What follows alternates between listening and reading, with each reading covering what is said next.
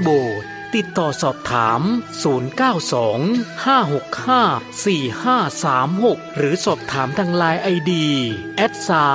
@209 LIMJR การก่อสร้างบันไดนาคราชสู่พระนิพพานณปริยนันทธรรมสถานในครั้งนี้จึงนับว่าเป็นรากฐานแห่งความสมบูรณ์แห่งบุญอานิสงส์ในกองบุญครั้งนี้ส่งผลให้ผู้ร่วมสร้างมีชีวิตและทรัพย์สินที่มั่นคงแข็งแรงมีฤทธิ์เดชตบะมีทรัพย์ในดินสินในน้ำได้รับการคุ้มครองจากพยันตรายทั้งปวงเหมือนดั่งองค์นาคราชปกป้องพระพุทธศาสนาปลอดภัยจากอันตรายทั้งปวงทั้งโลกนี้และโลกหน้าทั้งยังเป็นการค้ำชูพระพุทธศาสนาให้มั่นคง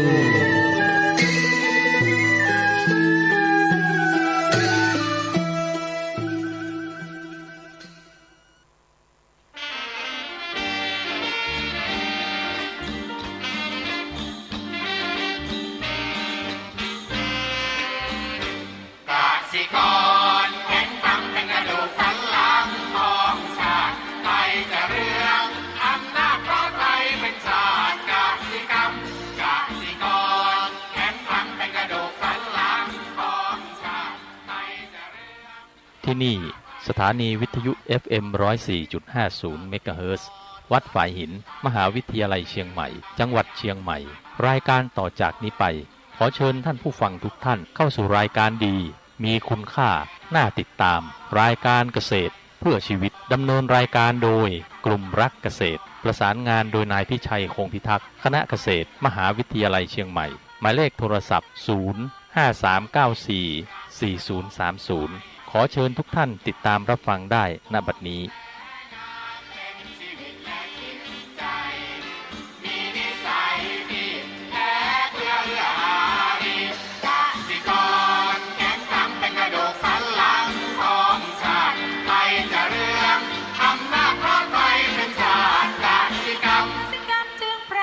เป็นหลักมันอา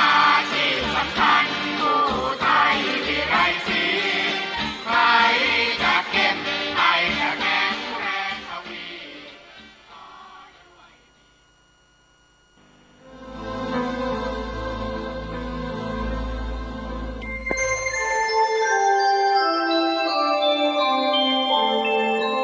ขณะนี้ท่านกำลังฟังสถานีวิทยุกระจายเสียง FM 104.5 เมกะเฮิรตซ์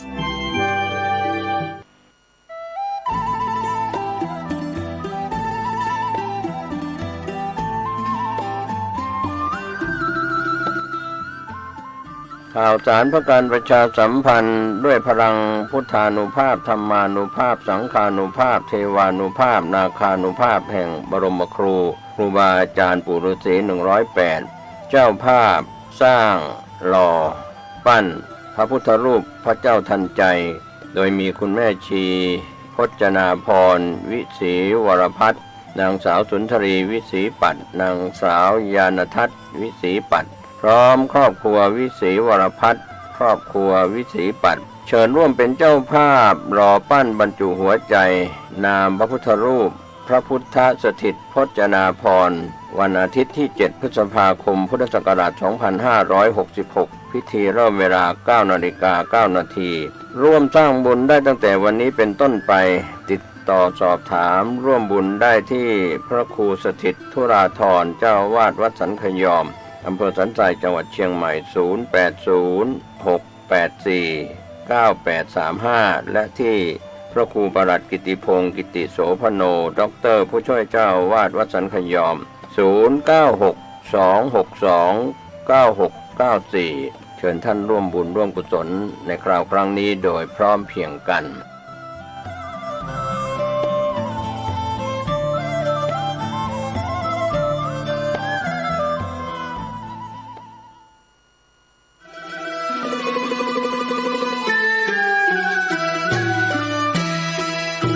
ข อเชิญร่วมทำบุญสร้างกระเบื้องดินเผาธรรมชาติบันไดพญานาควัดโบสถ์ชัยมงคลตำบลมะเขือแจ้อำเภอเมืองจังหวัดลำพูนแผ่นละ50 บาทตารางเมตรละ500 บาทร่วมทำบุญได้ที่ธนาคารกสิกรไทยหมายเลขบัญชี110-333-5287ชื่อบัญชีวัดโบสถ์ติดต่อสอบถาม092-565-4536หรือสอบถามทางไลน์ ID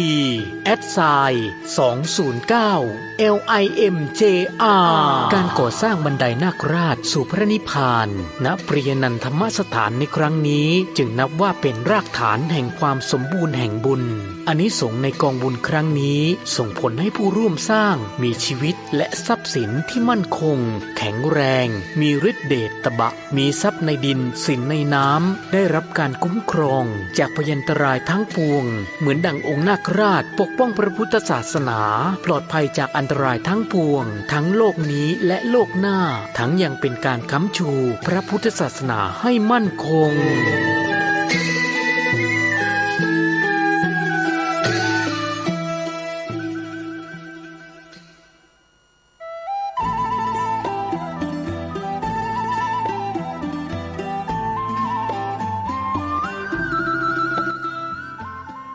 ข่าวสารเพื่อการประชาสัมพันธ์ด้วยพลังพุทธานุภาพธรรมานุภาพสังฆานุภาพเทวานุภาพนาคานุภาพแห่งบรมครูครูบาอาจารย์ปู่ฤาษี108เจ้าภาพสร้างหล่อปั้นพระพุทธรูปพระเจ้าทันใจโดยมีคุณแม่ชีพจนาพรวิศรีวรพัฒน์นางสาวสุนทรีวิศรีปัตย์นางสาวยานทัศน์วิศรีปัตย์พร้อมครอบครัววิศรีวรพัฒน์ครอบครัววิศรีปัตย์เชิญร่วมเป็นเจ้าภาพหล่อปั้นบรรจุหัวใจนามพระพุทธรูปพระพุทธสถิตพจนาพรณ์วันอาทิตย์ที่7พฤษภาคมพุทธศักราช2566พิธีเริ่มเวลา 9:09 น.ร่วมสร้างบุญได้ตั้งแต่วันนี้เป็นต้นไปติดต่อสอบถามร่วมบุญได้ที่พระครูสถิตธุราธรเจ้าอาวาสวัดสันขยอมอำเภอสันทรายจังหวัดเชียงใหม่0806849835และที่พระครูประหลัดกิติพงศ์กิติโสพโนด็อกเตอร์ผู้ช่วยเจ้าอาวาสวัดสันขยอม0962629694เชิญท่านร่วมบุญร่วมกุศลในคราวครั้งนี้โดยพร้อมเพรียงกัน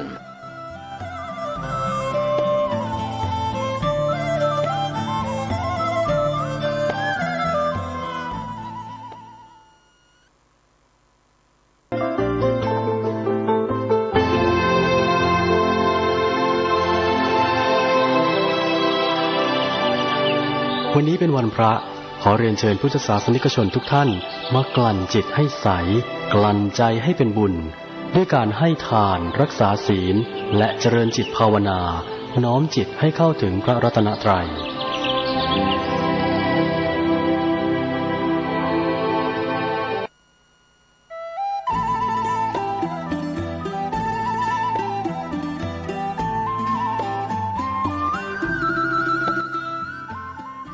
ข่าวสารเพื่อการประชาสัมพันธ์ด้วยพลังพุทธานุภาพธรรมานุภาพสังฆานุภาพเทวานุภาพนาคานุภาพแห่งบรมครูครูบาอาจารย์ปู่ฤาษี108เจ้าภาพสร้างหล่อปั้นพระพุทธรูปพระเจ้าทันใจโดยมีคุณแม่ชี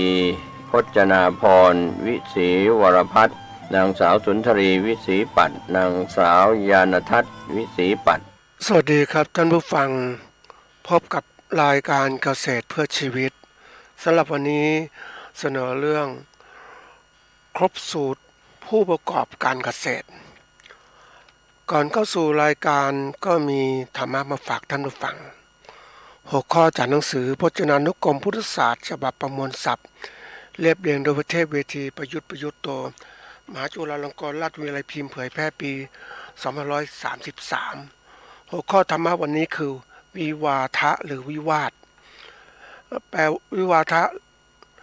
หรือวิวาทแปลว่าการทะเลาะการโต้แย้งกันการกล่าว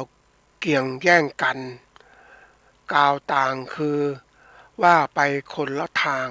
ไม่ ลงกันได้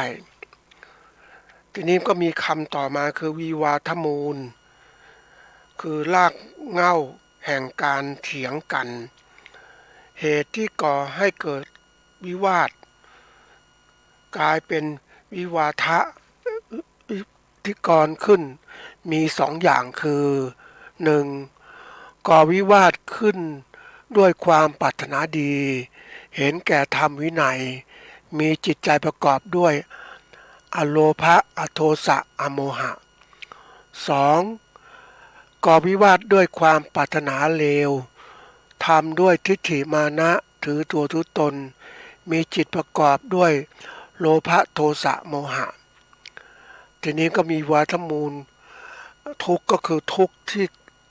ทุกข์มีวิวาทเป็นมูลทุกข์เกิดเพราะการทะเลาะกันเป็นเหตุ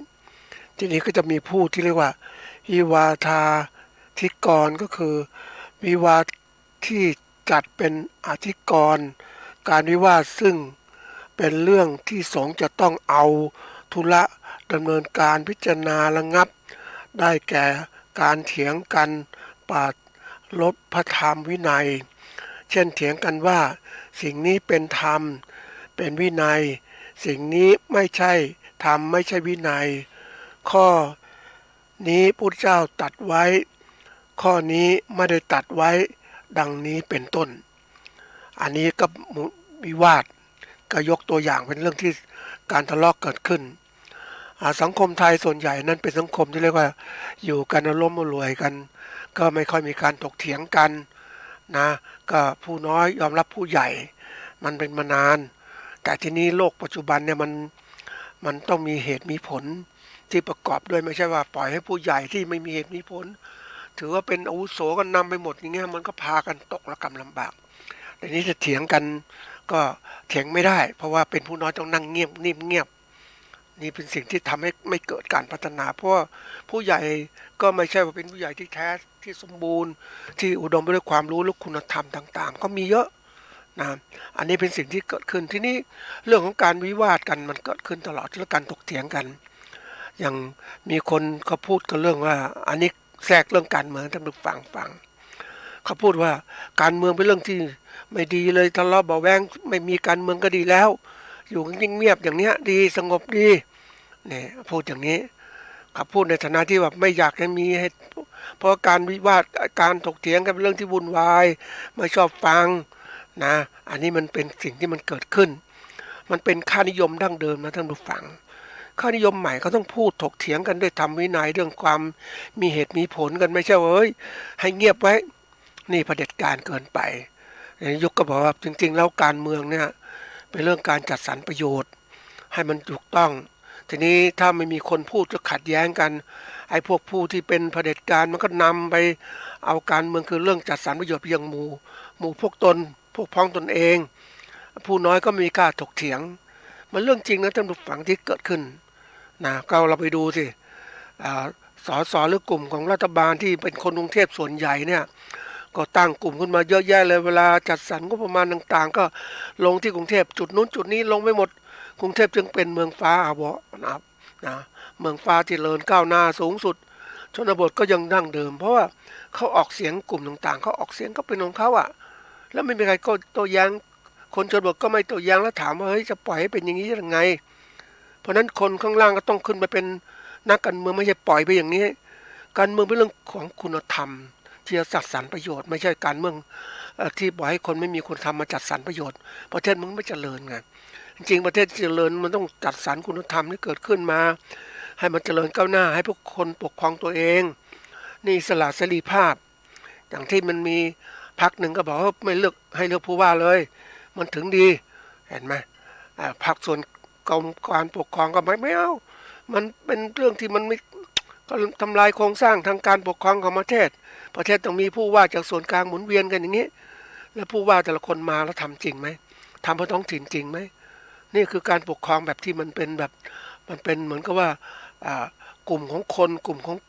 หมู่คนที่มาเป็นผู้ปกครองหวังประโยชน์ตนเองแต่ถ้าเราทำกระจายอำนาจให้เกิดขึ้นเหมือนกับ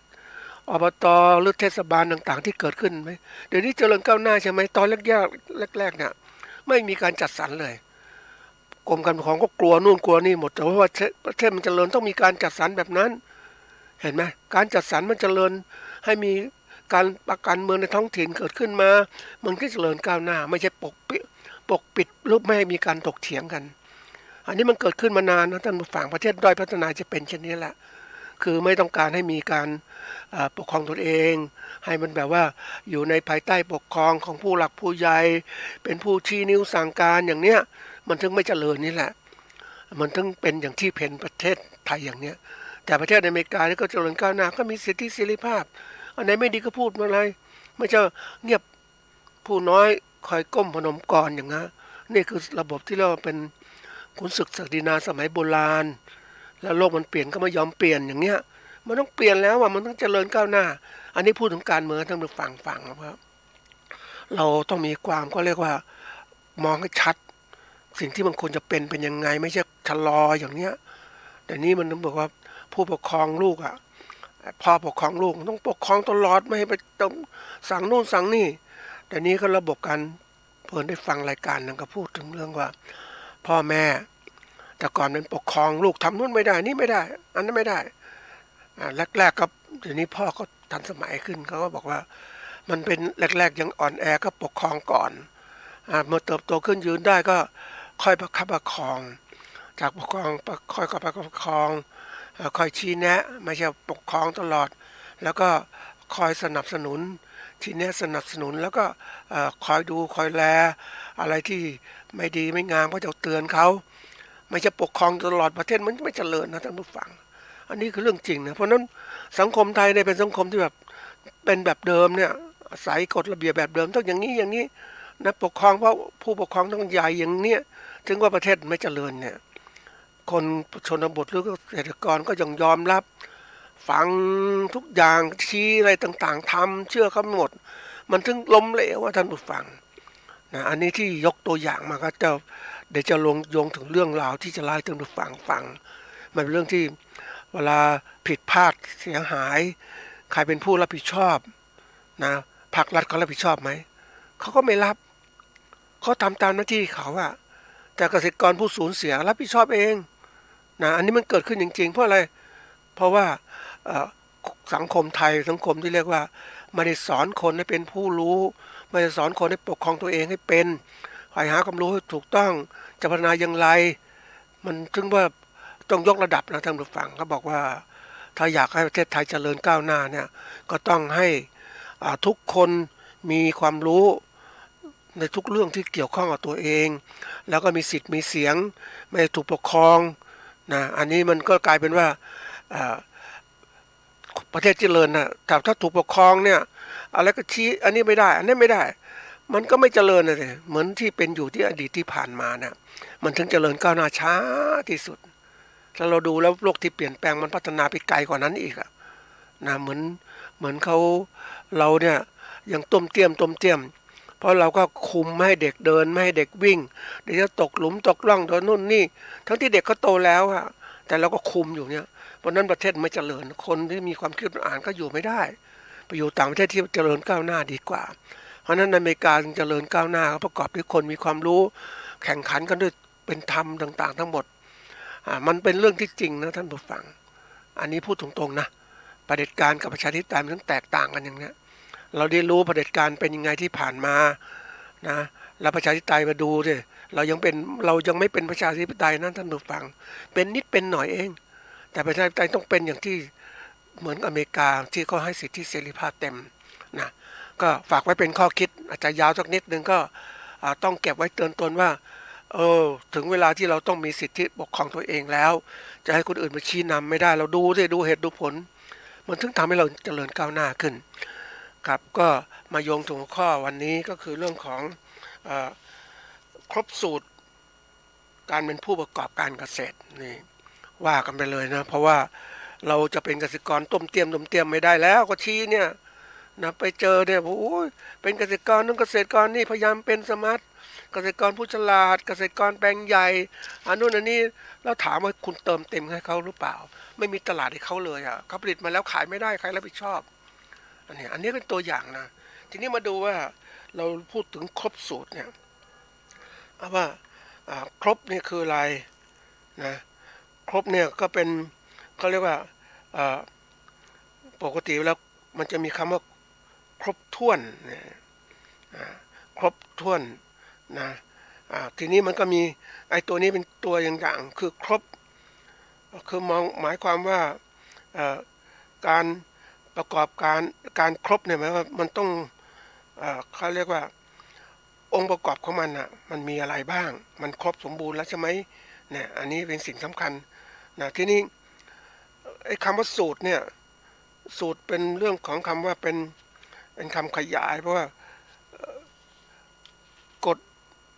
เป็นคำนามนะครับเป็นว่ากฎสำหรับจดจำหรือแปลว่าส่วนประกอบที่กำหนดขึ้นในการปรุงยาอาหารนะเครื่องดื่มเป็นต้นแต่ในที่นี้จะแปลว่าส่วนประกอบที่ต้องเกิดขึ้นในการประกอบการเกษตรเนี่ยนะมันต้องมีครบนะผสมกันแล้วครบคือใช้ส่วนประกอบต่างๆเนี่ยครบมันถึงจะได้ผลจริงจังเราเรียกว่าครบจริงๆก็เหมือนกับว่าครบวงจรครบสมบูรณ์ในระบบมันไม่ใช่ว่าไปไม่ครบเหมือนเราแต่งเนื้อตัวนะท่านผู้ฟังเสื้อผ้าดีหมดเลยนะเสื้อผ้าดีแต่กางเกงไม่ดีท่านผู้ฟังมันก็เลยไปไหนไม่ได้เห็นไหมมันทำไม่สมบูรณ์นะเรื่องเกงดีอะไรดีแต่รองเท้าไม่ใส่อย่างเงี้ยมันก็ไปไม่ได้เข้าสังคมไม่ได้มันต้องครบทุกอย่างว่าระบบสังคมแบบไหนต้องไปแบบไหนวันนี้สังคมไทยมันสังคมของการแข่งขันแล้วทุกอย่างมันแข่งขันจริงๆเลยยิ่งไปเจอก็พูดคำหนึ่งนะท่านผู้ฟังมาฟังดูแล้วโอ้มันพูดนะมันอึดอัดเหมือนกันนะท่านผู้ฟังเขาบอกประเทศไทยนะถูกปกครองโดยพวกในทุนต่างๆในทุนมาคุมหมดเลยการค้าการขายร้านสะดวกซื้อต่างๆหมดเลยของเขาหมดเลยเขาผูกขาดทั้งหมดแล้วถามว่าเฮ้ยแล้วเราจะค้าขายแข่งกับเขายังไงวันนี้มันก็ไม่มีช่องนะท่านผู้ฟังศูนย์การค้าต้องไปเช่าที่ต่างๆอะไรต่างๆแล้วก็จะแล้วมารัฐบาลก็เริ่มมาส่งเสริมให้มีการเขาเรียกค้าขายออนไลน์ค้าขายออนไลน์ขายออนไลน์นี่มันก็เริ่มปรากฏว่าภาครัฐเนี่ยทำค้าขายออนไลน์มันเริ่มปีกว่านี้เองในหน่วยงานของกระทรวงพาณิชย์เนี่ยเริ่มทำเว็บไซต์ทำแอปพลิเคชันของการตลาดสินค้าเกษตรให้เกษตรกรทำการค้าขายพยายามจะอบรมเกษตรกรให้มีความรู้การทำสื่อการทำวางขายผลิตภัณฑ์การทำฉลากต่างๆการจะลงขายสินค้าออนไลน์เกิดขึ้นแต่มันก็ช้านะท่านผู้ฟังดูแล้วมันมีพยายามประเทศไทยมีอย่างหนึ่งคือว่าเดือดร้อนอะไรก็ทำแก้ปัญหาตามที่เดือดร้อนแต่ถ้าไม่เดือดร้อนไม่ทำทั้งที่มันรู้ข้างหน้าจะเดือดร้อนแต่ไม่เคยพูดไม่เคยเลยเพราะเราเดือดร้อนถึงจะทำมันก็เลยทำอะไรไม่ทันสมัยมันเหมือนกับว่าทำแล้วก็เกิดปัญหาสิ่งหนึ่งซึ่งมาแก้ปัญหาก็มาแก้ปัญหามันไม่ทันแล้วเวลาเกิดปัญหาก็แล้วก็ตามหลักการแก้ปัญหาจริงคือการแก้ปัญหาที่ไม่ให้เกิดปัญหาเกิดขึ้นมันถึงจะรวดเร็วแล้วนำสมัยหรือก้าวหน้าตลอดเวลาไม่ใช่เดี๋ยวนี้ช้าเนี่ยแล้วปรากฏว่าไปแข่งขันในออนไลน์ค้าขายสินค้าเกษตรออนไลน์ก็แข่งขันกับพวกที่เขาทำเว็บไซต์เอกชนไม่ได้ก็ทำไปก่อนแล้วก็ทำไป3 ปี4 ปีแล้วเพราะฉะนั้นตลาดก็ติดแล้วแล้วถามว่าวันนี้จะมาทำตลาดของออนไลน์ในส่วนของภาครัฐแล้วใครจะไปดูสินค้าเกษตรกรจะค้าขายยังไงค้าขายไม่ได้แล้วยิ่งไปค้าขายเว็บพวกของแอปพลิเคชันที่เขา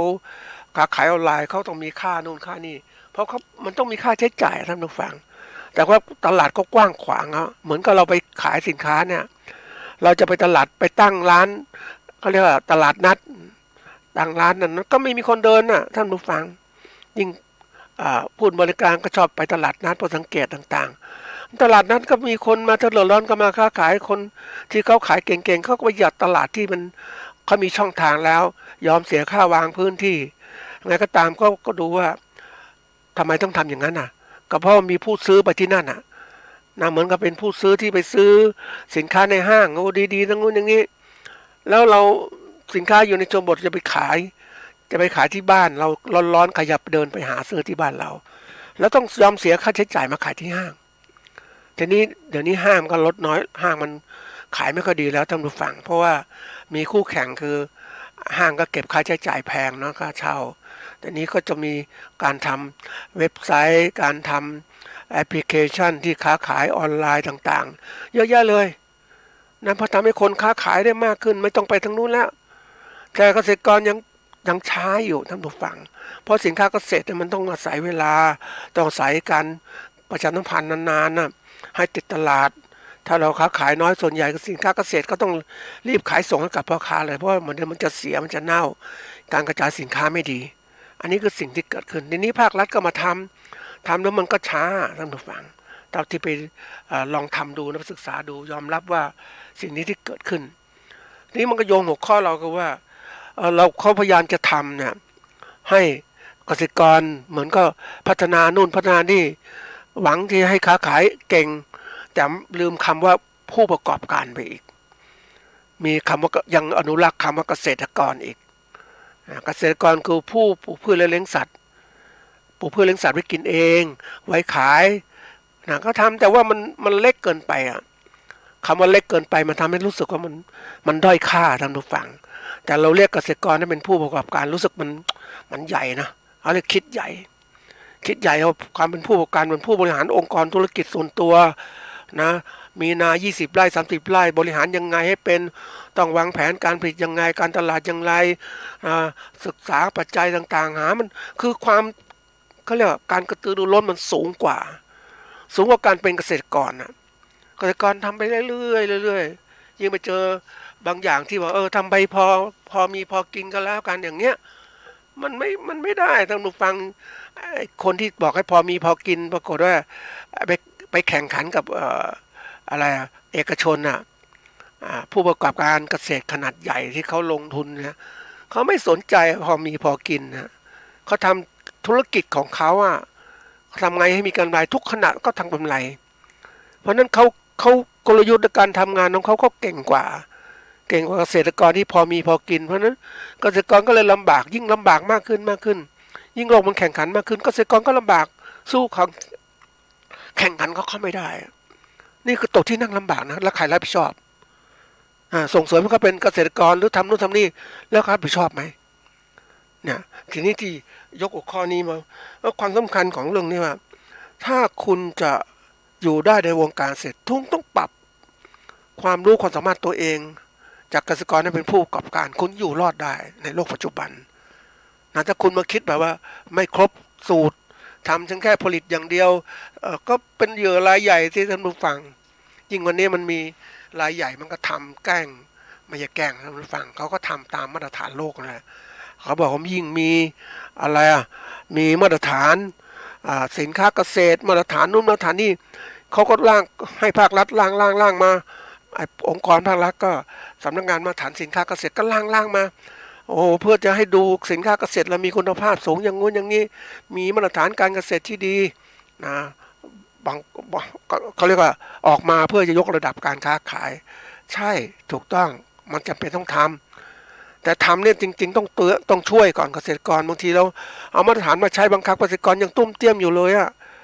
ผลิตสู้กับรายใหญ่ไม่ได้เพราะรายใหญ่ก็เลยออกมาสิเหมือนคือยกตัวอย่างของอะไรไอตัวมาตรฐานฟาร์มเลี้ยงสัตว์ต้องมีมาตรฐานนู้นมาตรฐานนี้มีทุกอย่างเลยเกษตรกรจะทำมาตรฐานยังไงต้องมีโรงเรือนขนาดนู้นขนาดนี้ทั้งที่ปัจจุบันทำพออยู่พอกินพอใช้มันไม่พอท่านผู้ฟัง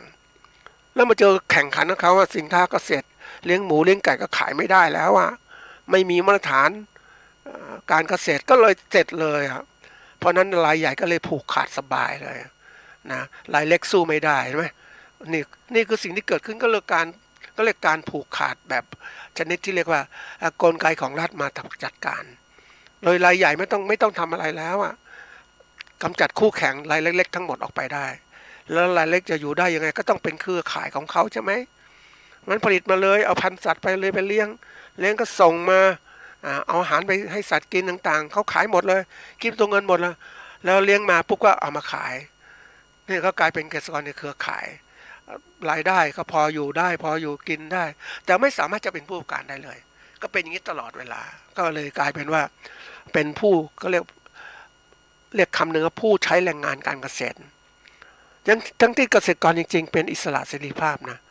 แต่เรากลายเป็นผู้ใช้แรงงานเพราะว่าทุกอย่างเราคุมไม่ได้เลยคุมการผลิตก็ไม่ได้ต้องใช้ปัจจัยเขาตลาดก็ยิ่งคุมไม่ได้อีกนะยิ่งประเทศเจริญในความมันก็แผ่ไปหมดเลยเราจะเป็นใหญ่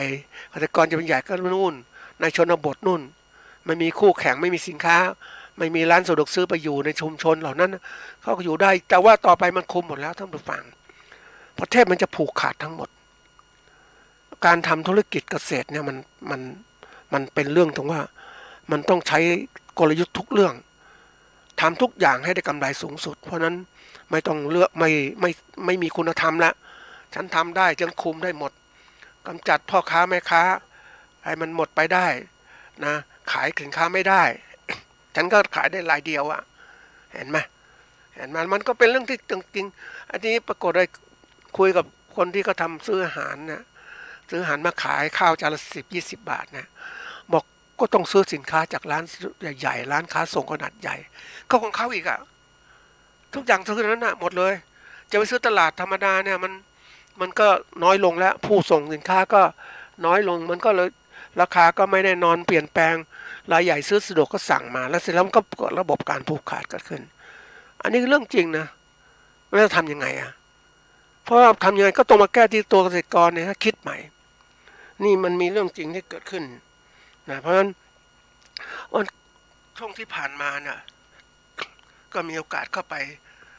แวะไปดูเขาจัดงานในศูนย์การค้านะท่านผู้ฟังเขาเรียกศูนย์การค้าใหญ่ๆเลยโดยความคาดหวังว่าจะเผยแพร่ความรู้ให้กับเกษตรกรถามว่าเผยแพร่ความรู้เกษตรกรจะไปศูนย์ค้าทำไมก็อยู่กับไร่กับนาเขาอ่ะเขาจะไปแก้ไขไปฟังรู้วิชาการต่างๆมันไม่ทันแล้วอ่ะท่านผู้ฟังแล้วจะมาเปิด Facebook ไลฟ์ต่างๆทั้งหมดถามว่าเกษตรกรจะเปิดยังไงโทรศัพท์สมาร์ทโฟนบางคนก็ไม่มีเครือข่ายอินเทอร์เน็ตก็ไม่มีแล้วถามว่าความรู้จะเป็นยังไงอันนี้เป็นเรื่องจริงๆนะท่านผู้ฟังนะวิเคราะห์จากคนมองต่างมุมทีนี้ก็ไปดูโครงการขับเคลื่อนเศรษฐกิจและสังคมฐานรากหลังโควิดด้วยเศรษฐกิจ BCG วงเล็บก็คือ U2T for BCG เขาบอกมหาวิทยาลัยนะสู่ตำบลนะเขาก็มีโครงการที่เรียกว่าพัฒนาเกษตรกรในตำบลนะให้มีความรู้เรื่อง BCG พัฒนาเกษตรแบบรู้เศรษฐกิจแบบนี้นะเราถามว่าเฮ้ยไปก็นี่ทำ2 ปีนะท่านผู้ฟังทำ2 ปีมาแล้วนะปีนี้ปีที่2แล้วปีถัดไปจะปีที่3รัฐบาลชุดใหม่จะทำหรือเปล่าอันนี้ก็เป็นเรื่องที่น่าคิดทีเดียวนี่วิเคราะห์ไปว่าคุณทำอย่างเนี้ยนะทำอย่างนี้คุณเต้นตามมาตรฐานโลกใช่ไหมเศรษฐกิจโลกที่ประเทศที่ในทุนนิยมเขาใหญ่ๆโตๆเนี่ยเขาถือมาตรฐานของมี BCG โมเดลเอามาบังคับประเทศต่างๆทั้งหมดเพื่อจะลดสภาวะก็เรียกว่าสภาพเรือนกระจกว่าเสียหายทางการเกษตรที่มันเกิดขึ้นมันเป็นเรื่องที่มันเสียหายท่านผู้ฟังเพราะว่าระบบการเกษตรที่ว่ามันเสียหายเนี่ยสภาพแวดล้อมเสียหายการปล่อยมลภาวะเกิดขึ้นแก๊สคาร์บอนไดออกไซด์มากขึ้นโลกมันร้อนโลกมันเป็นเพราะฉะนั้นเขารู้ประเทศโดยพัฒนาต่างๆเนี่ยมันเสียหายเพราะอย่างเนี้ยเขาก็เลยใช้ระบบเนี่ยมาคุมให้ทุกคนปฏิบัติตามเกณฑ์นี้โลกมันจะได้สบายขึ้นแล้วโลกจะอยู่ได้นานขึ้นนะทีนี้ประเทศเขาเนี่ยเตรียมการหมดแล้วประเทศที่ยังนี้ก็ไม่ได้เตรียมการไม่มีอะไรต่างๆคือช้าเราพัฒนาความรู้ต่างๆช้านี่เหมือนก็เราพัฒนาช้าเนี่ยก็ตกอยู่ภายใต้ของเงื่อนไขของเขาที่เขาใช้แล้วบีบบังคับต่อไปเราส่งสินค้าไม่ได้ส่งสินค้าเกษตรไปขายไม่ได้คุณไม่มีมาตรฐานสินค้าเกษตรอย่างตัวอย่างเช่นคุณปลูกฝ้ายอันนี้เรื่องจริงเหมือนกันนะท่านผู้ฟังคุณผลิตฝ้ายมาเนี่ยฝ้ายเนี่ยใช้ทานอาหารเยอะใช้น้ำเยอะใช่ไหมนี่คุณใช้พลังงานเยอะมากเลยน้ำต่างๆเพราะนั้นมันก็เลยไอ้พวกที่มันทำต่อต้านว่าเฮ้ยฝ้ายเนี่ยผลิตอย่างอื่นเอามาแทน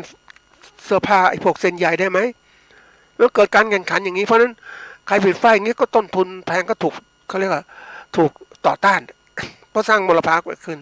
เหมือนอ้อยเนี่ยแหละท่านผู้ฟังอ้อยเนี่ยเป็นน้ำตาลนะผลิตเพื่อน้ำตาลเวลาไปปลูกอ้อยก็ต้องทำลายป่าไม้ต่างๆแล้วก็ปลูกอ้อยก็ค่าแรงงานตัดมันแพงนะท่านผู้ฟังเพราะนั้นเวลาจะตัดมันไม่สะดวกเขาเลยต้องเผาอ้อยเผาโอ้ยเป็นตอนกลางคืนน่ะเป็น20-30เป็น100 ไร่ท่านผู้ฟังแล้วเผาเสร็จปุ๊บนะลุงคนเช้าก็พวกเช้าเจ้าของไร่นั้นเจ้าของไร่อ้อยก็จ้างคนงานตัดมันง่ายเนี่ยรถ10 ล้อวิ่งไปในทุ่งก็ตัดโยนขึ้นรถนะมันลดค่าใช้จ่ายถามว่าแล้วมลภาวะที่เกิดขึ้นจากการเผาอ้อยเป็นยังไงนั่นก็สร้างผลเสียเกิดขึ้นในแก๊สคาร์บอนไดออกไซด์สูงขึ้นอันนี้มันเกิดขึ้นในประเทศไทยมานานเริ่มต่างประเทศก็เริ่มบีบบังคับแล้วดังนั้นต่อไปมันจะประเทศที่พัฒนาแล้วเขาไม่ได้เผาอย่างนี้เขาใช้เครื่องตัดอ้อยตัดปุ๊บแล้วก็แยกส่วนเป็นใบอ้อยออกมาทิ้งแล้วก็พวกของ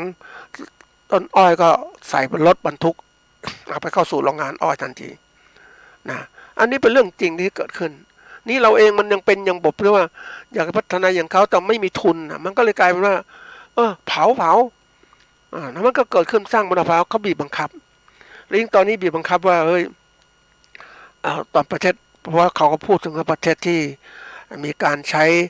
ผลิตน้ำตาลมันเนี่ยน้ำตาลสร้างมลภาวะให้เกิดสร้างอะไรสร้างโรคต่างๆให้เกิดขึ้นมากมายนะเขาก็เริ่มมีบังคับแล้วเขาก็เริ่มเก็บภาษีคือประเทศใส่ส่งน้ำตาลไปขายประเทศเขาเก็บภาษีเพิ่มน้ำตาลนี่แหละเพราะอะไรเขาบอกว่าน้ำตาลเป็นสิ่งที่ก่อให้เกิดปัญหาการสุขภาพของประชาชนของเขาเพราะว่าคนป่วยเป็นโรคก็เพราะน้ำตาลเป็นเหตุเนี่ยเขาเก็บภาษีค่าใช้จ่ายเยอะแยะเลยแล้วก็เริ่มมีการกีดกันการค้าเกิดขึ้นแล้วนะอันนี้มันเรื่องที่พัฒนาเพราะคนก็กลัวไปหมดละประเทศพัฒนาไปแล้วประเทศด้อยพัฒนาก็ต้มเตี้ยมนะอันนี้เป็นเรื่องที่เกิดขึ้นนะเรื่องของการที่ยกตัวอย่างนี่แหละว่าเขาก็เลยสร้างBCG โมเดลเกิดขึ้นทีนี้มาเราดูนิดนึงว่าBCG โมเดลเนี่ยนะก็ตัวอย่างที่มันทำเนี่ยปกติแล้ว BCG โมเดล BCG เนี่ยมันถูกประยุกต์ใช้ทุกเรื่องแหละด้านเศรษฐกิจด้านต่างๆทั้งหมดทีนี้ BCG เนี่ยถ้าเป็นเอามาใช้ทั้งต่างๆเศรษฐกิจเนี่ยคือว่าถ้าประกอบด้วย B ตัวแรกก็คือ Bio Economy ระบบเศรษฐกิจชีวภาพซึ่งมุ่งเน้นการใช้ทรัพยากรชีวภาพอย่างคุ้มค่านะอันนี้ตัวที่หนึ่งเขามอง Economic นะคือเรื่องการซื้อขายแลกเปลี่ยนนี่แหละการค้าการขายอันที่สองเนี่ยตัว C ย่อมาจากว่า Circular Economy ระบบเศรษฐกิจหมุนเวียนที่คำนึงถึงการนำวัสดุต่างๆกลับมาใช้ประโยชน์ให้มากที่สุดและตัว G มาจากคำว่า Green Economy ระบบเศรษฐกิจสีเขียวซึ่งมุ่งเน้นแก้ไขปัญหามลพิษเพื่อลดผลกระทบต่อโลกอย่างยั่งยืนอันนี้เขาย่อมานะย่อมาอย่างนี้พุ่นทีนี้เราก็มาประยุกต์ใช้ทางการเกษตรของเราแหละทำยังไงเราก็มีการขยายความไปว่ามันเป็นยังไงนะไอ้โมเดลเนี่ยนะก็มีการพัฒนามันเกิดขึ้นจากที่ว่าสหประชาชาติเอาแนะนำขึ้นมานะพัฒนาและเป้าหมายการพัฒนาที่ยั่งยืนเนี่ยนะก็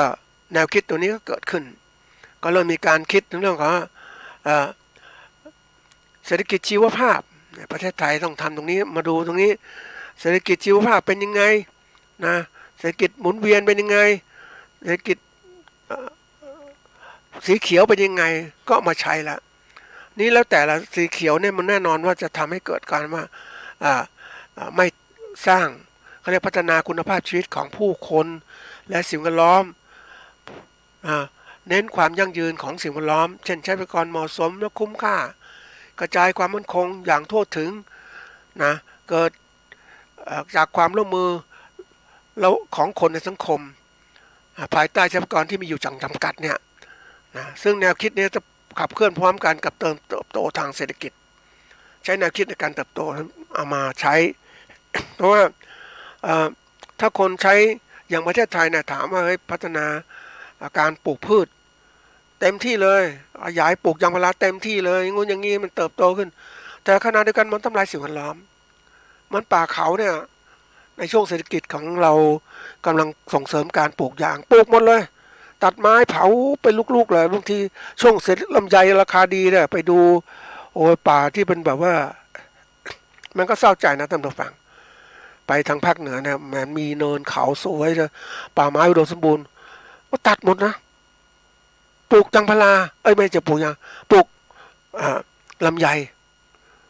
ทั้งที่มันต้องการน้ำลำไยไม่ใช่พืชติดปลูกอย่างนั้นมันก็เหมือนว่าคิดคือชาวบ้านคิดว่ามีปลูกไว้ก่อนนะอย่างน้อยฉันทำลายป่าฉันได้พื้นที่แล้วนะอันนี้มันเกิดขึ้นจริงๆนะ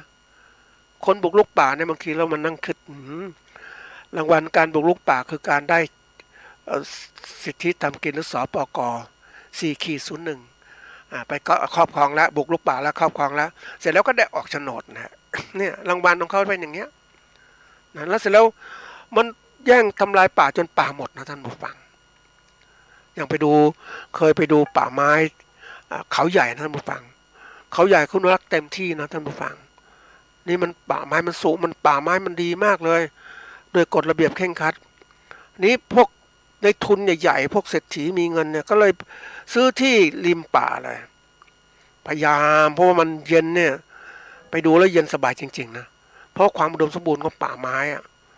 นะมันเก็บรักษาน้ำแหล่งน้ำต่างๆความชื้นต่างๆดีมากเลยบรรยากาศเหมือนกับ ต่างประเทศเลยก็มีบางจุดที่มันดีอย่างนั้นนะท่านผู้ฟังมันเพราะนั้นคนอยู่ก็พยายามบุกรุกเหมือนประเทศไทยนี่แหละในทุนต่างๆก็บุกรุกไปบนเนินเขาต่างๆสร้างอะไรสร้างรีสอร์ทสร้างอะไรต่างๆเนี่ยมันก็คิดขอความอุดมสมบูรณ์ถามว่าเฮ้ยระยะยาวเป็นไงมันล่มสลายท่านผู้ฟังล่มสลายทั้งสิ่งแวดล้อมเหมือนแม่ริมแม่แรมแถวเนี้ยสำเมิงอย่างเนี้ยป่าไม้มันถูกทำลายหมดนอกจากดอยสุเทพแล้วแหละไปเจอเทือกเขาดอยสุเทพข้างๆดอยสุเทพโอ้ดีเขารักษาป่าดีเพราะถ้าไม่มีดอยสุเทพไปหมดนะชาวบ้านบุกรุกหมดเลยก็คือว่าคิดเอาประโยชน์ใส่ตนแล้วสิ่งแวดล้อมเสื่อมโทรมทำยังไงการเกษตรก็เสียหายนี่คือสิ่งที่เป็นจริงเพราะนั้น BCG โมเดลเขากำหนดขึ้นมาแล้วก็เริ่มทำนะพยายามที่จะทำให้ดีขึ้นเศรษฐกิจหมุนเวียนเศรษฐกิจสีเขียวต่างๆเกิดขึ้นมาแล้วพยายามทำก็โดยเป้าหมายว่าทำให้เกิดการเกษตรแบบยั่งยืนทีนี้มาดู รัฐบาลเริ่มทำแต่ทำโครงการเนี่ย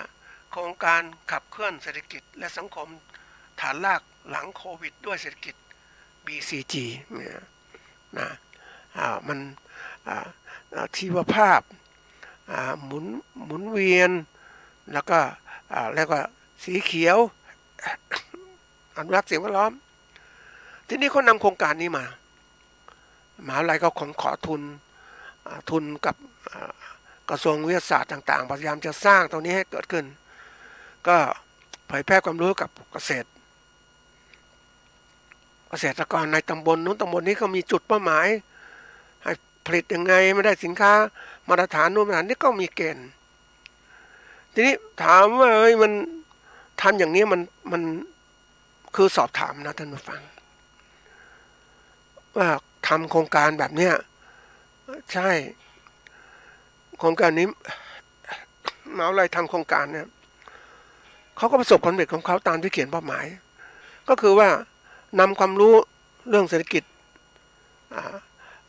BCG โมเดลไปให้ความรู้กับเกษตรกรให้เกษตรกรทำนู้นทำนี่นะปฏิบัติการเกษตรแบบนี้เขาก็ได้ความสำเร็จของโครงการแต่ถามว่าเกษตรกรเป็นไงเกษตรกรก็ทำแล้วเป็นไงเศรษฐกิจของตัวเองดีขึ้นไหมก็ไม่ค่อยดีขึ้นเลยเท่าไหร่เพราะว่ามันไม่ได้มีตัวที่ชักจูงในการเกษตรของคนนะท่านผู้ฟังชักจูงในการทำงานต่างๆทั้งหมดนะก็มีเขาเรียกว่าตัวจูงใจทำให้คนทำงานนะก็มีเรื่องตัวเงินกับไม่ใช่ตัวเงินคนทำงานต้องการเงินอยู่แล้วนะอีกคนทำงานกลุ่มหนึ่งก็ไม่ต้องการเงินเขาต้องการทำงานเพื่อความสบายใจต้องการชื่อเสียงต้องการอุทิศส่วนอะไร ทำความดีเพื่อสังคมอย่างเนี้ยแต่ละคนก็มีเป้าหมายของตัวเองทีนี้เราดูให้เวลาทำพัฒนาเกษตรเนี่ยถามว่าพัฒนาเนี่ยมันครบไหมมันครบแค่ส่วนหนึ่งเท่านั้นเหมือนข่าวก่อนที่เล่าว่ามีการโครงการพัฒนาเกษตรกรผลิตสินค้าคุณภาพสูงล้านนาอันนี้ไม่อ้างตัวสินค้านะท่านผู้ฟังเกษตรกรผลิตคุณภาพสูงล้านนาเมื่อเกษตรกรทำได้ก็จะรัฐบาลก็ให้ใบประกาศอ๋อนี่ใบประกาศปุ๊บบางคนนึกถึงเกษตรกรโอ้ทำแล้วไม่ได้อะไรนั่นนะไม่มีอะไรดีขึ้นเลยไม่ได้ช่วยเขามีรายได้เลยเขายังขายสินค้าเกษตรยังไม่ได้เลยถูกราคากดราคาเงี้ยแล้วจะทำไมอ่ะนี่ก็ความล้มเหลวใช่ไหมคือตัวคนทำเองคือตัวเกษตรกรนะถ้าเขาไม่มีจุดเป้าหมายในการเขาเรียกจูงใจหรือได้รับประโยชน์ปุ๊บเขาก็จะไม่ทำต่อถ้ามีจูงใจดีเขาจะทำก็เกิดความสำเร็จใช่ไหมทีนี้มันดูว่ามันเกี่ยวข้องกับหัวข้อยังไงก็คือว่ามันไม่ครบสูตรนะท่านผู้ฟังไม่ครบเครื่องครบสมบูรณ์ปัจจัยต่างๆในการประกอบการสมบูรณ์คือการประกอบการสินค้าเกษตรเนี่ยมันต้องสมบูรณ์เรื่องการตลาดนำมาเลยแล้วก็พัฒนาการต่างๆเอามาไม่ใช่ว่าให้เขาผลิตนู่นผลิตนี่แล้วคุณไม่มีตลาดแล้วคุณเป็นไงในนี้ไปดูในส่วนของมหาวิทยาลัยแต่มาแล้วก็พยายามพัฒนาให้กรผลิตสินค้าคุณภาพอย่างงู้นอย่างนี้เอาภูมิปัญญาชาวบ้านมาใช้ต่างๆทั้งหมดแล้วถามว่าตัวสำคัญที่สุดเนี่ยที่จะทำให้การทำงานสำเร็จได้คือการตลาดเอามาประกอบด้วยไม่ใช่ผลิตเน้นการผลิตแล้วตลาดไม่มีอย่างที่ไปเจอของเขาก็มานะตอนนี้ไม่มีไปนั่งดูโครงการสินค้า OTOP SME นะก็มันก็น้อยลงนะท่านผู้ฟังเพราะการเริ่มคือการเตรียมตัวคนเตรียมตัวผู้ผลิตเนี่ยให้พัฒนาตนเองผลิตนู่นผลิตนี่นะให้ขยับขึ้นมาเป็นผู้ประกอบการแต่ทีนี้ความรู้ความสามารถของเขาเรื่องการตลาดเขายังไม่เก่งปุ๊บในนี้เวลาคนไปบอกแนะนำให้ผลิตนู่นผลิตนี่ไม่บอกคือไม่บอกเรื่องของว่าตลาดที่ดีมันเป็นยังไงแล้วทำแล้วมันจะประสบปัญหาอะไรบ้างคือให้ความรู้ไม่ครบอ่ะคือสมมุติเราเป็นแนะนำเกษตรกรให้ผลิตนี่ตลาดนู้นเป็นนี่ขายดีนี่ที่มันขายดีนี่คือมองอะไรทำให้เกษตรกรมองว่ามันขายได้ไม่มีปัญหาสักเลยเขาบอกดีหมดไปเจอเกษตรกรเหมือนกันโอ้อยากจะทำอาชีพนี้อยากทำอาชีพนั้นถามว่าอะไรมีรายได้ดีเนี่ยเห็นคนนู้นทำได้เลยทำได้เขาก็อยากจะเป็นแบบเขาอะนะก็คิดอย่างเงี้ยแล้วถามว่าเฮ้ยเวลาทำแล้วเนี่ยเราได้ให้ความรู้ว่ากว่าจะเป็นดีอย่างเขาเนี่ยมันพัฒนาตลาดอย่างไรบ้างลองผิดลองถูกยังไงไปเจอเกษตรกรคนหนึ่งก็น่าสงสารก็ถามว่าน่าสงสารไหมก็ไม่น่าสงสารละคือเขาไหวแล้วกว่าก่อนนี้เขาไม่รู้เรื่องการตลาดไม่รู้เรื่องการทำอะไรต่างๆทำไปตามที่หน่วยงานรัฐให้เขาเป็นอย่างนั้นไปนี้เขาก็ทำมาในปัญหาเรื่องการตลาดขายไม่ได้ก็ได้กำไรนิดเดียวอะแต่แล้วเขาไปเห็นเขาคิดตัวเองเฮ้ยเมื่อเขาทำเนี่ยทำยังไงจะอยู่ได้คำถามคำหนึ่งนะที่เขาพัฒนาตนเองอะทำไงอยู่ได้อย่างยั่งยืนนะเพราะนั้นที่ทำมาทั้งหมดเป็นเครื่องการผลิตแล้วตลาดมันยั่งยืนมันต้องมีตลาดใช่ไหมตลาดหน่วยงานรัฐเขาบางหน่วยงานเขาไม่มีเรื่องนี้เขาตามเขาอะใช่ไหมแต่ไม่ให้ตลาดทีนี้ตัวเองทำมาแล้วเนี่ยประสบปัญหาคือผลิตสินค้าเกษตรแล้วขายกับนายทุนก็ได้กำไรนิดหน่อยแล้วบางทีก็ขาดทุนเสี่ยงเหนื่อยก็เหนื่อยนะแล้วก็นั่งคิดไปเห็นก็เขามีโอกาสไปได้ทุนไปดูงานต่างประเทศดูเรื่องการพัฒนาสินค้าเกษตรมันตัวกระตุ้นของเขานะคือพวกนี้มันเรื่องที่มองเห็นว่าทำไมคนเห็นความแตกต่างว่าทำไมคนถึงจะร่ำรวยในการพัฒนาก็ต้องทำให้มีกำไรใช่ไหมทำแล้ว ค้าขายไม่กำไรเขาก็เลยกลับมาใหม่เอามาทำใหม่เขาลองดูซิว่าถ้าทำจำนวนมากที่เราส่งเนี่ยผลิตสินค้าไปเนี่ย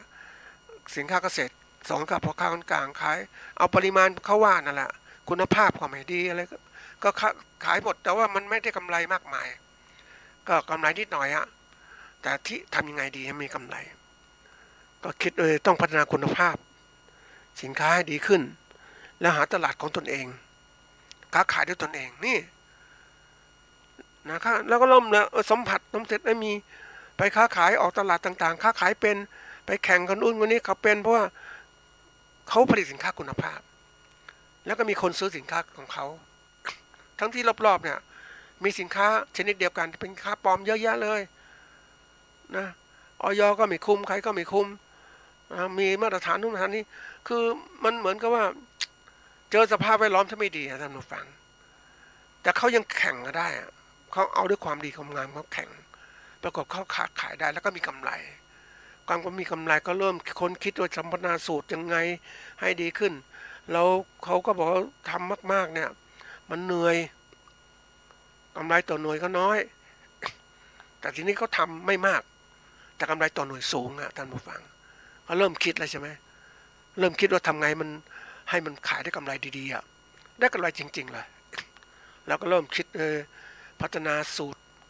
ผลิตภัณฑ์ใหม่ๆเกิดขึ้นมาเริ่มทำการค้าขายที่ไหนมีอบรมออนไลน์ก็เริ่มไปต่างๆแล้วเริ่มมองเห็นแล้วค้าขายได้ละนี่คือสิ่งที่เกิดขึ้นเพราะนั้นการพัฒนาต่างๆเนี่ยมันต้องครบอย่างเนี้ยต้องครบแบบนี้แต่คนนี้เนี่ยเกษตรกรรายนี้อายุก็จะ55กันไปแล้ว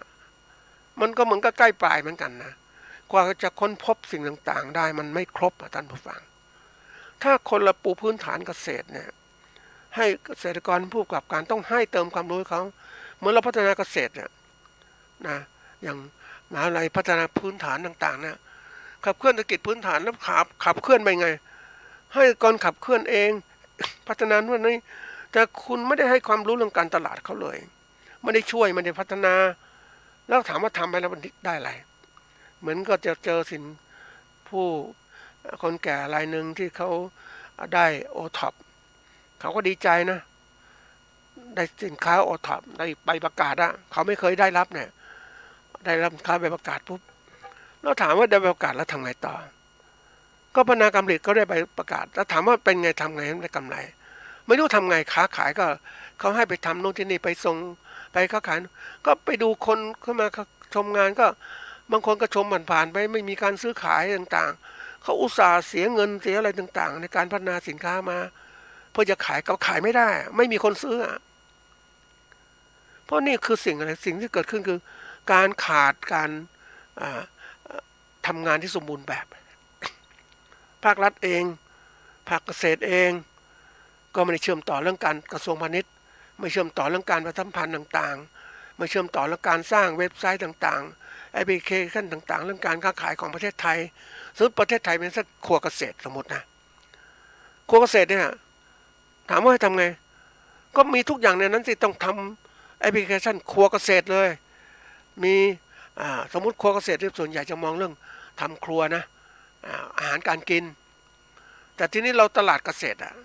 มันต้องทำตั้งแต่นานมาแล้วให้ความรู้เรื่องการตลาดพอเราผลิตมาเนี่ยแทนที่จะขายกับพ่อค้าด้วยคุณขายออนไลน์ได้ไหมเข้าตลาดนี้เลยแนะนำตนเองเหมือนไปเจอของสินค้าอาลีบาบานะอันนี้โฆษณานะไม่ใช่โฆษณาแล้ว ยกตัวอย่างเขาทำสำเร็จเพราะอะไรนะเขาอยู่ประเทศจีนคนจีนมากมายเอกชนก็ทำขึ้นมาแล้วค้าขายใครอยากจะซื้อก็ไปลงทะเบียนซื้อไว้เสร็จแล้วใครอยากขายก็ไปเขาจัดการให้ผู้ซื้อผู้ขายเจอกันนะก็ขายตกลงเลยเรียบร้อยปุ๊บก็แบ่งเปอร์เซ็นต์จบเขาถึงรวยไงนี่คือตลาดแต่นี่ตลาดของเราเนี่ยปล่อยให้ตลาดเอกชนนำไปหมดเลยแล้วรัฐบาลมาทำตลาดรัฐบาลทำมันเจ๊งทุกที่หลายที่เลยนะตลาดสินค้านู่นสินค้านี่มันไม่มีจิตวิญญาณของการเป็นผู้ประกอบการจริงๆเพราะทุกคนเป็นข้าราชการทำงานตามหน้าที่ การกระตือรือร้นก็น้อยจริงๆนะมันเป็นข้าราชการประจำเนี่ยมันน้อยอ่ะแต่พอไปเจอนะนี่เป็นข้อคิดเหมือนกันไปเจอนี่โฆษณาได้นะท่านผู้ฟังไปรษณีย์ไทยเนี่ยอย่างที่บอกสมัยก่อนก็เป็นรัฐวิสาหกิจนะทำงานกึ่งรัฐบาลกึ่งทำงานเรื่อยๆมาก็กระตือรือร้นแต่เมื่อเกิดคู่แข่งกันมาปุ๊บนะคู่แข่งมาแข่งนะโอ้ยตอนนี้มันอะไรถ้าไม่พัฒนาคุณองค์กรก็อยู่ไม่ได้ไอ้คนเข้าไปใหม่เนี่ยไอ้คนเก่าๆท่านผู้ฟังนะก็ข้าราชการเป็นก็ทำงานไปเรื่อยๆเพราะคนเนี่ยท่านผู้ฟังเขาคือไม่เคยฝึกไม่เคยอะไรก็ทำแบบเดิมแต่เขารับคนรุ่นใหม่ไปท่านผู้ฟังคนรุ่นใหม่ไปทำงานไปรษณีย์ไทยปรากฏคนรุ่นใหม่มันก็ตื่นร้นนะคุยกับเขาเนี่ยโอ้โหความคิดวิสัยทัศน์ก็กว้างนะเพราะว่าคือถ้าองค์กรอยู่ไม่ได้เขาก็อยู่ไม่ได้มันผูกพันนะแต่เราเป็นข้าราชการสมมติเป็นข้าราชการนะไม่เป็นไรกินภาษีอยู่ได้ยังไงก็อยู่ได้ตลอดชีวิตไม่ต้องกระตือรือร้นแต่นี่รัฐวิสาหกิจนี่ไม่ใช่นะเขาแปรรูปไปแล้วคุณได้ทำงานดีคือผมก็มีรางวัลมีโบนัสความขยันกระตือรือร้นเขาแข่งเอาทำงานเสาร์อาทิตย์เพิ่มเติมไปรับสินค้าพัสดุจากแหล่งที่รับส่งโดยตรงนะไปเจอเขาเนี่ยท่านผู้ฟังงานหนังสือแห่งชาตินะเขาเก่งมากแล้วก็ไปเลยท่านผู้ฟังจ้างพนักงานไปรษณีย์ไปอยู่ทำงานรับคือคนซื้อหนังสือปุ๊บซื้อหนังสือก็ส่งกลับบ้านเลยไม่ต้องหิ้วเนี่ยความเป็นวิสัยทัศน์ของเขาเนี่ยมันต้องบอกเฮ้ยคนเนี่ยมันต้องเป็นอย่างนี้เพราะนั้นเป็นสิ่งสำคัญนะเราเองเป็นผู้ประกอบการเกษตรเราต้องคิดแล้วนะถ้าเราฟังการภาครัฐสอนนู่นสอนนี้ก็ไปฟังแต่เราเก็บข้อมูลต้องสร้างตรงนี้เพราะว่าถ้าเราเชื่อเขาทั้งหมดเนี่ยเราไม่คิดหาทางออกเราตายนะท่านผู้ฟังเหมือนสินค้าโอท็อปเนี่ยที่ไปเจอเนี่ยนะถูกเขาส่งเสริมมาจนกระทั่งเต็มที่นะท่านผู้ฟังโอ้เขาได้โอท็อปได้รางวัลเขาพยายามพัฒนาสินค้าดีมากๆเลยได้ที่สุดคือรางวัลใบประกาศ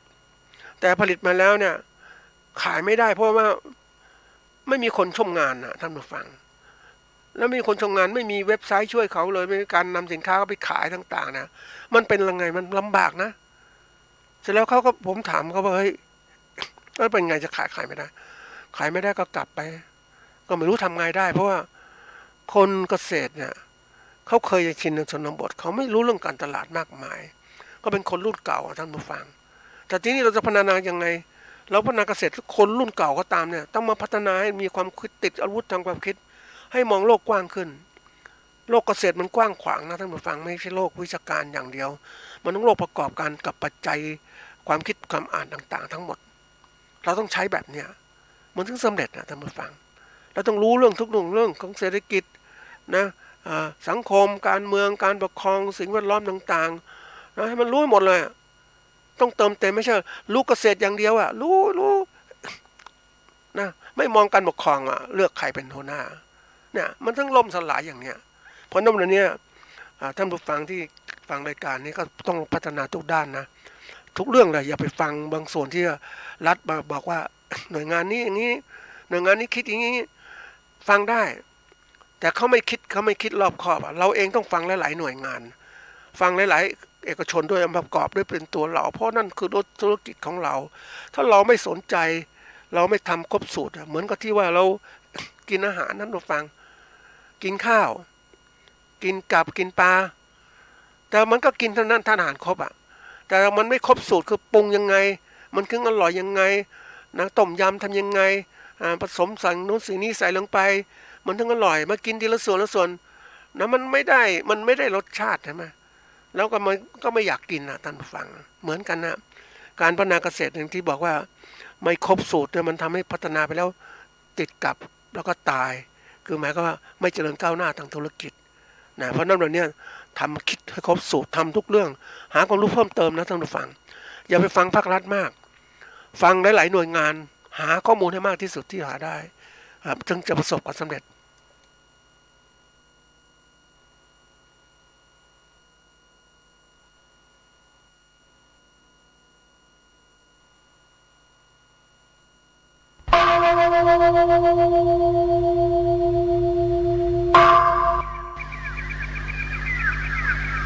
พรุ่ง เป็นวันพระขอเชิญลดละอบายมุขทำจิตใจให้สงบสะอาดปราศจากสิ่งเศร้าหมองทั้งปวงเข้าวัดฟังธรรมแล้วไหว้พระสวดมนต์ตามสมควร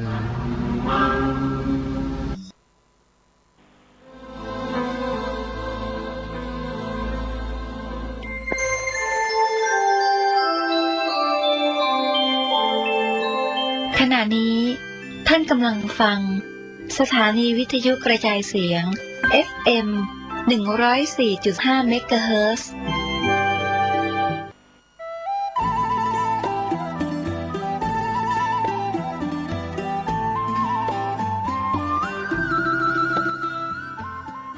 ข่าวสารเพื่อการประชาสัมพันธ์ด้วยพลังพุทธานุภาพธรรมานุภาพสังฆานุภาพเทวานุภาพนาคานุภาพแห่งบรมครูครูบาอาจารย์ปู่ฤาษี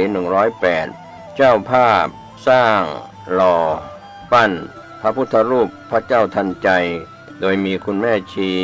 พจนาพรวิศีวรพัฒน์นางสาวสุนทรีวิศีปัตย์นางสาวยานทัศน์วิศีปัตย์พร้อม